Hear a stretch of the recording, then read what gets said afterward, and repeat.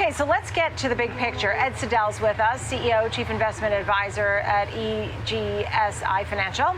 Thank you, Ed, for being here. You know, the consumer debt's racking up. That was something in your notes. We still have high inflation. You know, my earlier guest today called the rally a bear market rally of 2023. What say you? Yeah, you know, I think the rally earlier in the year was really just a relief rally or a late Santa rally, however you want to call it, because December was so tough. And I think what we're seeing right now is a little bit of reality setting in. I was honestly surprised the Feds only raised rates 25 basis points in February. I know the markets took off. You had the Dow pushing 3%, the S&P close to 6%, and the NASDAQ at 10%. But, you know, you had a lot of commodities that were over 20, 25, and 30% to include coffee. So that's more inflationary. So when James Bullard said a couple weeks ago that they expect a 50 basis point rate hike this time, you know, I would be shocked again if we don't see that. And I honestly don't see how we don't keep raising rates for at least the next couple sessions, because I still see a lot of inflationary pressure. Yeah. And, you know, while it makes sense, we say, oh, they should do 50 basis points. It seems sort of obvious. We've got the CPI, we've got the PPI, we've got the PCE, we've got jobless claims even today. And we're waiting on the next jobs report to only show us more and more.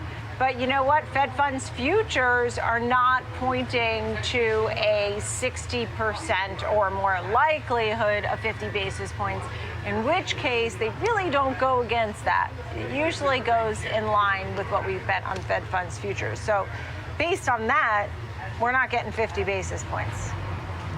Well, you know what? And here's the thing.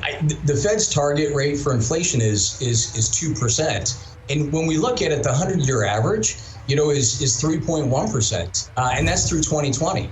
So my question is, you know, are they going to adjust their target rate up? Because if they don't, they're going to have to keep raising rates. And at what point are they going to stop? Because if they raise them to the point where they need to get down to that 2%, you know, that's really going to put a lot of downward pressure and it could actually break the economy. Yeah. Tell me about break the economy. What does that mean?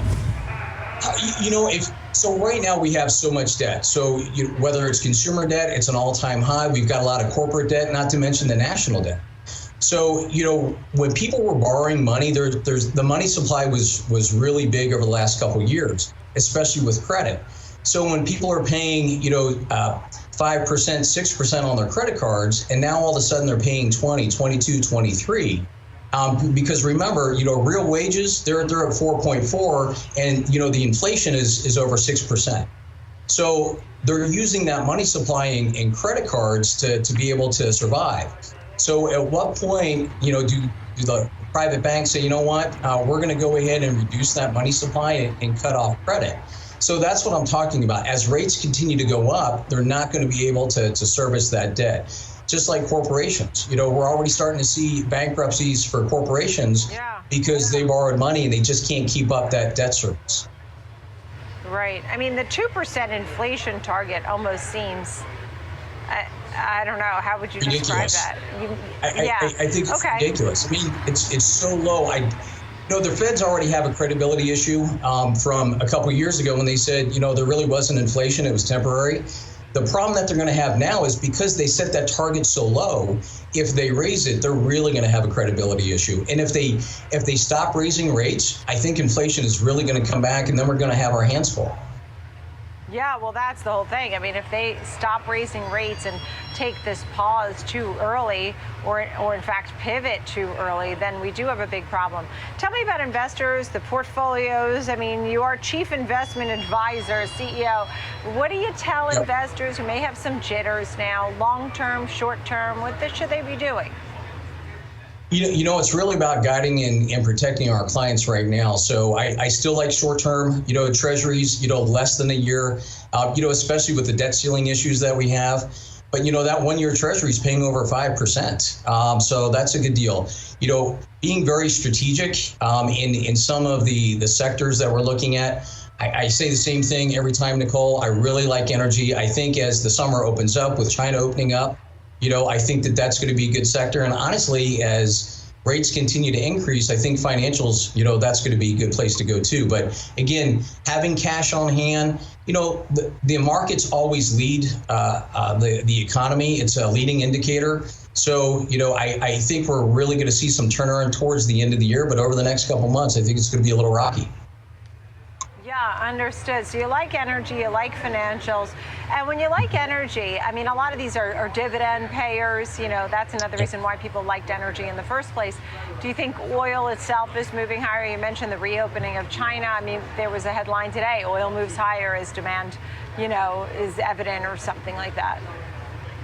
Yeah, I really do, because that demand is going to get bigger. You got to remember, China's been closed for so long. So there really hasn't been a lot of pressure on demand. But, as the U.S. opens up with China, that driving season, I think right now when oil is low or lower than it has been, it's a great opportunity. And it's safe because remember, these companies have strong balance sheets. Well, let me ask you this. As China reopens, I mean, do you like things that have to do with the consumer, whether it's, Macau and casinos and traveling and things like that, hotels, cruise lines? I've never been a fan of, investing in airlines or cruise lines, but, travel is very popular. But as the economy, tightens, my concern is that going to be sustainable? Because remember, it really took off because we were locked down for, over a year, pushing 2 years. So, people, they really wanted to get back out and travel. So I don't know if that's going to continue to be sustainable, especially if people don't have the credit cards to be able to take advantage of those trips. Yeah. All right. And I know you are concerned about the national debt and taxes for the next generations to come. We'll save that conversation for another day, but a good point. Ed, thank you very much. Ed Siddell, CEO and Chief Investment Advisor at EGSI Financial. Thanks, Ed. Thanks, Nicole.